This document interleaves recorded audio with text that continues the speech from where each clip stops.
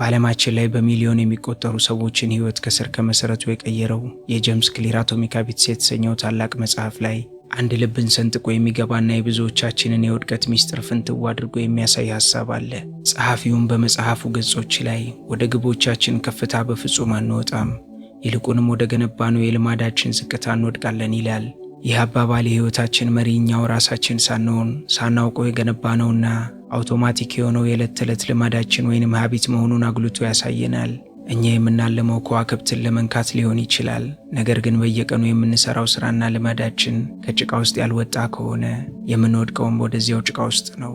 ይህን ከተረዳችሁኝ እንግዲያውስ እስኪ ዛሬ ራሳችሁን በታማኝነትና በድፍረት ይህንን ጥያቄ ጠይቁ። በውስጣችሁ ምን ያክል ያልተዘመረለት ጣፋጭ ዜማ፣ ያልተጻፈ ታላቅ መጽሐፍ፣ ያልተጀመረ ቢዝነስና ያልተኖረ የተንደላቀቀ ህይወት ተደብቆ ይገኛል? አብዛኛው የሰው ልጅ ወደ መቃብር የሚወርደው ትልቁን አቅሙን፣ ያልተወለደውን ርዕዩንና ህልሙን አቅፎ ነው። ለምን እንደሆነ ታውቃላችሁ? ችግሩ የችሎታ ማነስ አይደለም። ችግሩ የእውቀት ማነስም አይደለም። በዚህች ምድር ላይ እጅግ የላቀ ተሰጥኦ ያላቸው እጅግ ብልህ የሆኑ ነገር ግን ማታ ማታ በእንባና በጸጸት የሚተኙ በሚሊዮን የሚቆጠሩ ሰዎች አሉ። ምክንያቱም ተሰጥኦ ያለ ዲሲፕሊን ወይንም ራስን መግዛት ልክ ክንፍ እንደሌለው የንስር አሞራ ነው። ወደ ሰማይ ከፍ ብሎ መብረር ይፈልጋል፣ ግን መሬት ላይ ተቀርቅሯል። ዛሬ ስንቶቻችሁ ናችሁ ራሳችሁ በፈጠራችሁት የእንቅልፍ የስንፍናና ነገል አድርገው በምትሉት አሳዛኝ አዙሪት ውስጥ ታስራችሁ የምትገኙት? ስንቶቻችሁስ ናችሁ ይህ ዓመት የኔ ነው ብላችሁ በታላቅ ሞራል ጀምራችሁ በሁለተኛው ወር ላይ ወደ ቀድሞ የውድቀትና የስንፍና ልምዳችሁ የተመለሳችሁት? እንኳን ወደ ሳጥን ዩቲዩብ ቻናል በደህና መጣችሁ። ይህ ሳጥን ነው፣ ከሳጥኑ ውጭ ሆነን የምናስብበትና የምንመክርበት መድረክ። በዚህ ቻናል ህይወትን የሚቀይሩ ጉዳዮችን እንማማራለን። ለቻናላችን አዲስ ከሆኑ የአሸናፊዎችን ቤተሰብ ለመቀላቀል ሰብስክራይብ የምትሏን ቁልፍ ተጫኗት። ቶሎ ቶሎ እንድንገናኝ የደውል ምልክቷንም ክሊክ ማድረጎን አይዘንጉ። ይህ ቪዲዮ ህይወታቸውን ለመቀየር ለሚታገሉት ከተራውና ጩኸት ከበዛበት የማህበረሰብ አስተሳሰብ ወጥተው ወደዚያ ወደ ጸጥተኛው 1% የማህበረሰብ ክፍል የላቀና የተለየ ህይወት ለመቀላቀል ለቆረጡት ብቻ የተዘጋጀ ነው። ዛሬ አእምሯችሁን እንዴት መግራት እንደምትችሉ፣ ህይወታችሁን እንዴት 100% መቆጣጠር እንደምትችሉና ነፃነታችሁን እንዴት እንደምታውጁ እጅግ በጥልቀት እንማማራለን። ይህ ቪዲዮ ህይወታችሁን የመቀየሪያ ነጥብ ወይንም ተርኒንግ ፖይንት ሊሆን ይችላልና እስከ መጨረሻው በማድመጥ ራሳችሁን እንድትገዙ የሚያስችሏችሁን 10 ኃይለኛ ጥበቦች ቀሰሙ። በተለይ 9ኛውና 10ኛው ጥበብ እጅግ ጠቃሚ ሐሳብን ይዟልና ትልቅ ቁም ነገር እንደምትወስዱበት አንጠራጠርም። በተጨማሪም መጨረሻ ላይ ብዙ የምትማሩበትና ራሳችሁን የምትታዘቡበት አንድ አስተማሪ ታሪክም አዘጋጅተንላችኋል። ቪዲዮውን እስከ መጨረሻው በመከታተል ከስኬታችሁ ወደ ኋላ እየጎተታችሁ ያለውንና ስንፍናን እያላበሳችሁ ያለውን ችግር የምታስወግዱበትን ጥበብ ውሰዱ። እንዲሁም ቪዲዮ አቅም እንዲኖረው ላይክ በማድረግ ጀምረው ስኬቱን ለሚመኙለት ወዳጅ ሼር እያደረጉ ወደ ቁም ነገራችን እንግባ። በሳይንሱና በስነ ልቦናው ዓለም ራስን መግዛት ማለት አጭር ጊዜ ከሚሰጥ ፈጣንና አታላይ ደስታ ወይንም ኢንስታንት ግራቲፊኬሽን ይልቅ የረዥም ጊዜ ዘላቂ ስኬትንና ክብርን ማለትም ዲሌይድ ግራቲፊኬሽንን በትዕግስት መምረጥ መቻል ማለት ነው። ነገርየው ግር ካላችሁ ነገሩን በቀላል አማርኛ እንረዳው። ራስን መግዛት ማለት ማድረግ የሌለባችሁንና የሚጎዳችሁን ነገር ስሜታችሁና ስጋችሁ እጅግ በጣም ቢፈልገውም እንኳን በቆራጥነት መተው መቻል፣ እንዲሁም ማድረግ ያለባችሁን ከባድና አድካሚ ነገር ደግሞ ስሜታችሁ ባይፈልገውምና ቢደክማችሁም እንኳን ተነስታችሁ ማከናወን ማለት ነው። ታዲያ ብዙ ሰዎች ዲሲፕሊንን መገንባት ለምን ይከብዳቸዋል ካላችሁኝ፣ አብዛኞቻችን ይህንን ስሜት የምናስተናግድበት ተፈጥሯዊ ምክንያት አእምሯችን የተሰራው ከድካምና ከህመም እንድንሸሽ እንዲሁም ፈጣን ምቾትንና ደስታን እንድንፈልግ ተደርጎ በመሆኑ ነው። አእምሯችን የዶፓሚን ሆርሞን ሱሰኛ ነው። ጠዋት በብርድ ተነስቶ ኪሎሜትሮችን ከመሮጥ ይልቅ ወይም ከባድ መጽሐፍ ከማጥናት ይልቅ ሞቃታማው አልጋ ላይ ተኝቶ በማህበራዊ ሚዲያ ላይ የሌሎችን ሰዎች ህይወት ማየት ለአእምሮ እጅግ ቀላል፣ ጣፋጭና አዝናኝ እንዲሁም የሚመርጠው ነገር ነው። ታዲያ እዚህ ጋር ነው የሰው ልጅ ትልቁንና ታሪካዊ ስህተት የሚሰራው። እኛም በየዕለት ህይወታችን ሞቲቬሽንን ወይንም ስሜታዊ መነሳሳትንና ዲሲፕሊንን ክፉኛ እናምታታለን። ሞቲቬሽን ልክ እንደ ክብሪት እሳት ነው። ለትንሽ ሰከንድ ብልጭ ይልና ትልቅ ብርሃን የሰጠን መስሎ ወዲያው ይከስማል። አነቃቂ ቪዲዮ ስናይ ሞቲቬሽን ይመጣል፣ ግን ከ2 ቀን በኋላ ያ ትኩሳት ይተናል። ዲሲፕሊን ግን ልክ እንደ ትልቅ መርከብ ሞተር ነው። ማዕበል ቢመጣም ስሜታችሁ ቢያለቅስም ቢደክማችሁም አያገባኝም ውል ገብቻለሁ ስራዬን እሰራለሁ ብሎ የሚነሳ የብረት ያክል የጠነከረ ታላቅ ኃይል ነው። ታዲያ ዲሲፕሊን ምን ያክል ጉልበት እንዳለው ከተረዳን ዲሲፕሊን ባይኖረን ምን ሊገጥመን እንደሚችል አብረን እንመልከት። በዚህች አጭር የሰው ልጅ የህይወት ጉዞ ውስጥ 2 አይነት ህመሞች አሉ። አንደኛው የዲሲፕሊን ህመም ሲሆን ሁለተኛው ደግሞ የጸጸት ህመም ነው። የዲሲፕሊን ህመም ክብደቱ ጥቂት ግራም ብቻ ነው። የሚያልፍና ወደ ታላቅ ደስታ የሚቀየር ህመምም ነው። የጸጸት ህመም ግን ክብደቱ እንደ ቶን የገዘፈ ነው።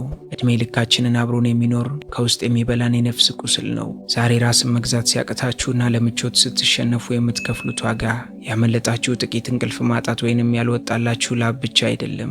የምትከፍሉት ዋጋ የወደፊት ብሩህ ህይወታችሁን፣ የልጆቻችሁን የተሻለ ዕጣ ፈንታ፣ መድረስ የምትችሉበትን የክብር ከፍታና በምድር ላይ ልትሰሩት የነበረውን ታላቅ ታሪክ ነው። የዲሲፕሊን እጦት ቀስ በቀስ ወደ ደካማና ፈሪ አይምሮ ወይንም ዊክ ማይንድ ሴት ይመራችኋል። ቃል የገባችሁለትን ዓላማ መፈጸምና የጀመራችሁትን ስራ መቋጨት ሲያቅታችሁ አይምሮአችሁ እኔ እኮ ደካማ ነኝ፣ እኔ እኮ ምንም አልችልም፣ እኔ ዕድለቢስ ነኝ የሚሉ መርዛማ መልእክቶችን ለራሱ ይልካል። በዚህም ምክንያት በራሳችሁ ላይ ያላችሁ ክብርና መተማመን ወይንም ሰልፍ ስቲም ክፉኛ ይደመሰሳል። ወርቃማና ህይወትን ሊቀይሩ የሚችሉ እድሎች በፊታችሁ እያለፉ የሌሎች ጠንካራ ዲሲፕሊን ያላቸው ሰዎች እድል ሲሆኑ እያያችሁ በዝምታ ትዋጣላችሁ። እስቲ የዓለማችንን ታላላቅና ስኬታማ ሰዎች ታሪክ በጥልቀት ተመልከቱ። ለምሳሌ ክርስቲያኖ ሮናልዶ በዓለም ታሪክ ከታዩ ምርጥና ተወዳጅ የእግር ኳስ ተጫዋቾች አንዱ ሊሆን የቻለው በተፈጥሮ ተሰጥኦ ብቻ በፍጹም አይደለም። እሱ ወደ ልምምድ ሜዳ በመግባት ከሌሎች አትሌቶች ሁሉ የመጀመሪያው፣ ልምምዱን አጠናቆ ሰውነቱን በላብ አጥቦ በመውጣት ደግሞ የመጨረሻው ሰው በመሆኑ ነው። ለዚህ ታላቅነት የበቃውም ያለምንም እረፍት፣ ዝናብም ሆነ በረዶ፣ በድል ማግስትም ሆነ በሽንፈት ማግስት ሰውነቱን በዲሲፕሊን ቀጥቅጦ በመገንባቱ ነው። ክርስቲያኖ ካልበቃችሁ ደግሞ ሌላኛውን የዓለማችን ጠንካራ ሰው በመባል የሚታወቀውን ዴቪድ ጎግንስን ተመልከቱት።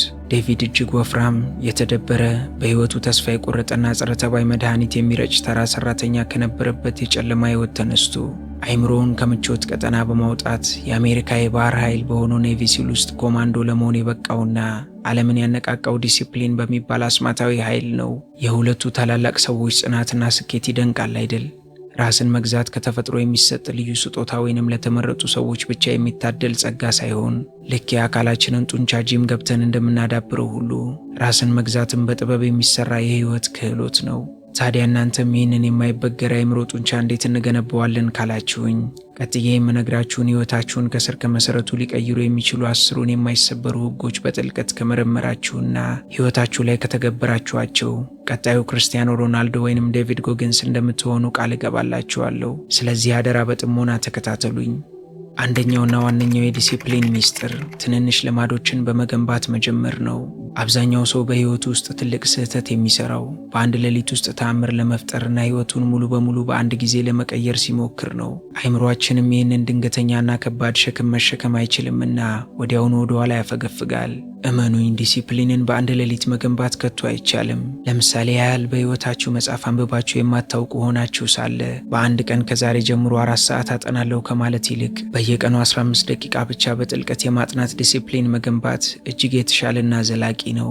ያቺን 15 ደቂቃ ስትለምዷትና አይምሯችሁ ሲቀበላት ቀስ በቀስ ወደ 30 ከዚያም ወደ 1 ሰዓት ታድጋለች። ታዋቂው የአሜሪካ የባህር ኃይል አድሚራል ዊሊያም ማክሬቨን በአንድ ዩኒቨርሲቲ ውስጥ ተገኝቶ ለተማሪዎች ባደረገው ታሪካዊ ንግግር ላይ ዓለምን መቀየር ከፈለክ ጠዋት ከእንቅልፍ ስትነሳ መጀመሪያ አልጋን በማስተካከል ጀምር ብሎ ነበር። አልጋ ማስተካከል የዕለቱ የመጀመሪያው እጅግ ቀላል የሆነ ነገር ግን ቀኑን ሙሉ ለሚያስፈልገው ትልቅ ዲሲፕሊን መነሻ የሚሆን የድል እርምጃ ነው። ስለዚህ የዛሬ የተግባር እርምጃችሁ ከነገ ጠዋት ጀምሮ ለመተግበር እጅግ ቀላል የሆነ አንድ ትንሽ ልምድ ብቻ መምረጥ ነው። ለምሳሌ ጠዋት ከእንቅልፍ ስትነቁ ምንም ከማድረጋችሁ በፊት 1 ብርጭቆ ውሃ መጠጣትን ልምድ አድርጉ። ይህን አነስተኛ ድርጊት ታስተውሉት ይሆናል፣ ግን ቀስ በቀስ አይምሯችሁን አሸናፊነትን ያስለምደዋል። ሁለተኛው ጥልቅ ስትራቴጂ ደግሞ በህይወታችሁ ውስጥ ከባዱንና የሚያስፈራውን ስራ አስቀድሞና ገና በማለዳው መስራት ነው። የሰው ልጅ አይምሮ ጠዋት ከእንቅልፉ ሲነቃና ካረፈ በኋላ ከፍተኛ የሆነ የውሳኔ የትኩረትና የመቆጣጠር ጉልበት ወይንም ዊል ፓወር አለው። ቀኑ እየገፋ የተለያዩ ጥቃቅን ውሳኔዎችን እያሳለፍን ስንሄድ ይህ የአይምሮአችን ጉልበት ልክ እንደ ስልክ ባትሪ እየተሟጠጠ ይሄዳል። ስለዚህ ዲሲፕሊንድ መሆን ከፈለጋችሁ ያንን የሚያስፈራውን ለማምለጥ የምትፈልጉትንና ከባድ ስራ ጉልበታችሁ ሙሉ በሆነበት ጠዋት ክፍለ ጊዜ ማጠናቀቅ አለባችሁ።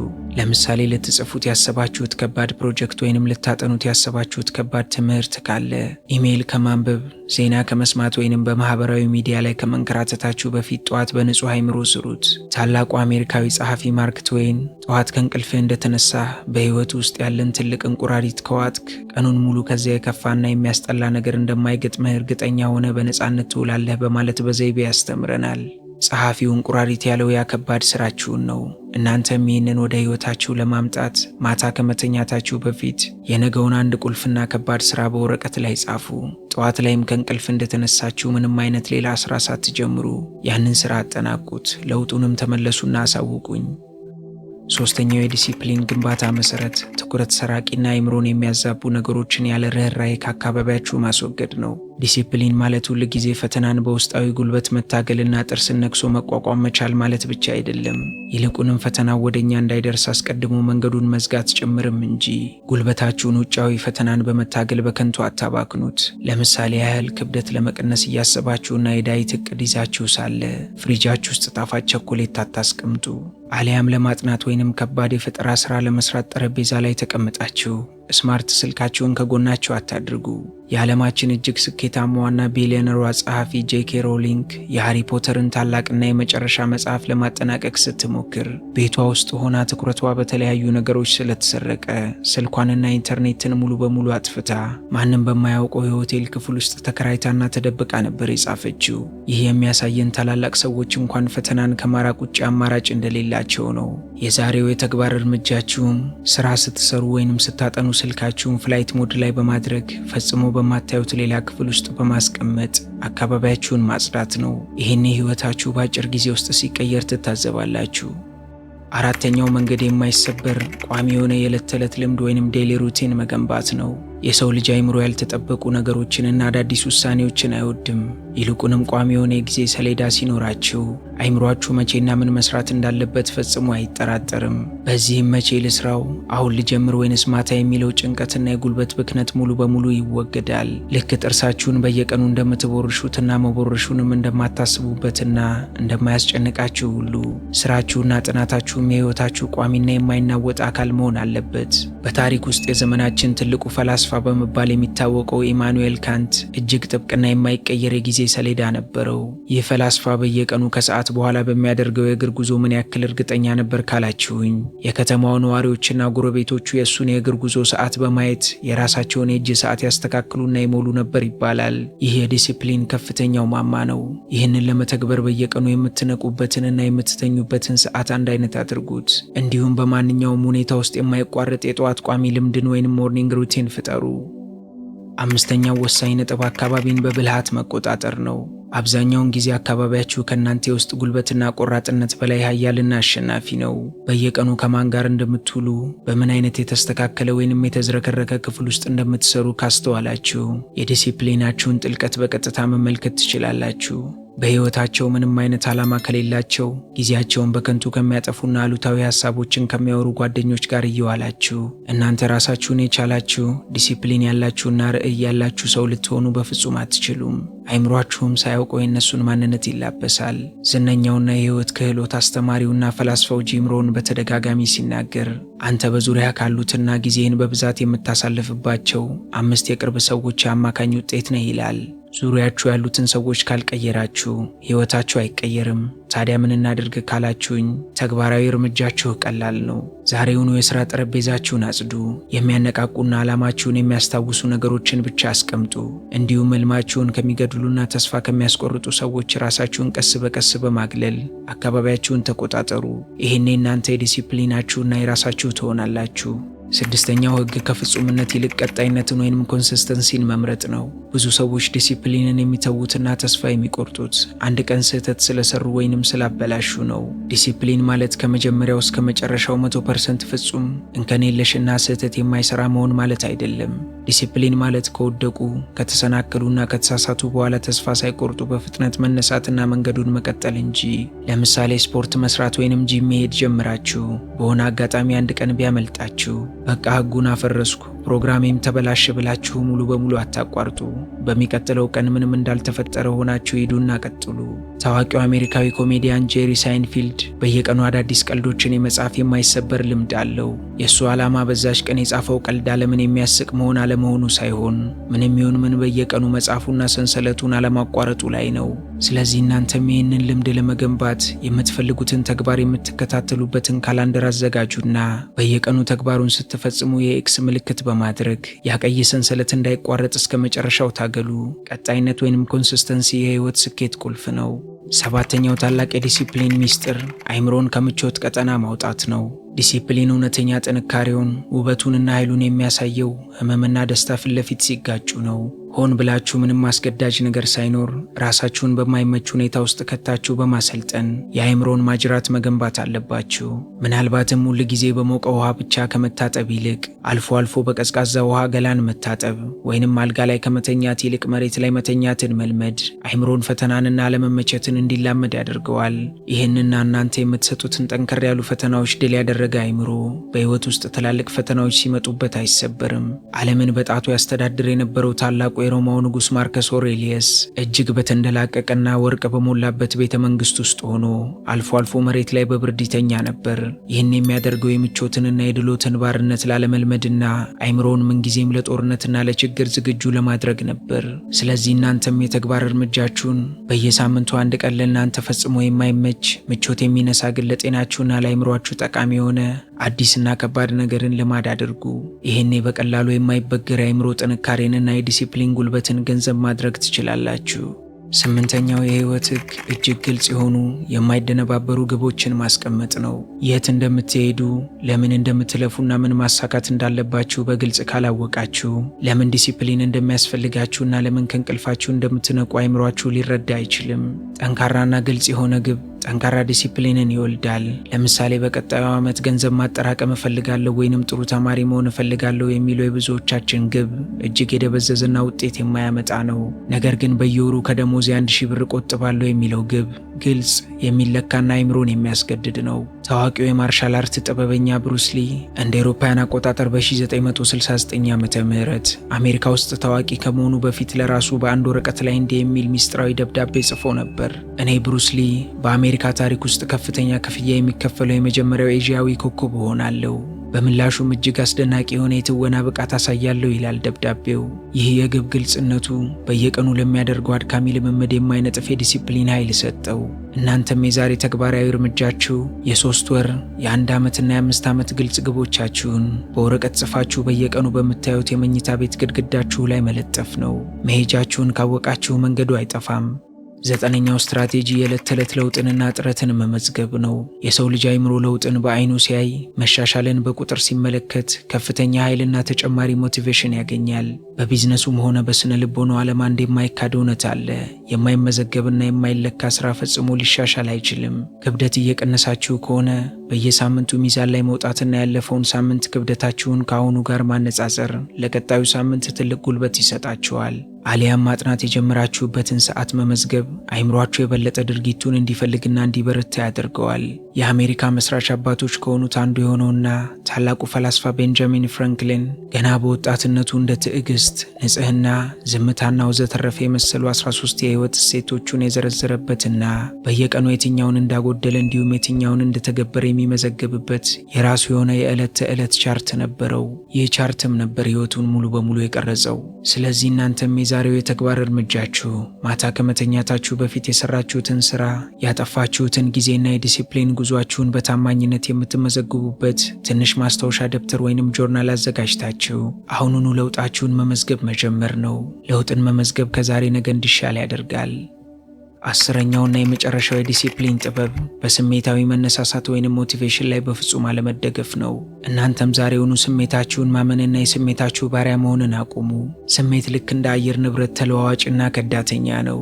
ዲሲፕሊን ማለት ስሜቱ ባይኖረኝም ባይሰማኝም መደረግ ያለበትን አደርገዋለሁ የሚል የማይናወጥ መርህ ነው። ፀሐይ ሲወጣና ሙድ ሲመጣ ብቻ የምትሰሩ ከሆነ በዓመት ውስጥ የምትሰሩትና ስኬታማ የምትሆኑት ለጥቂት ቀናት ብቻ ይሆናል።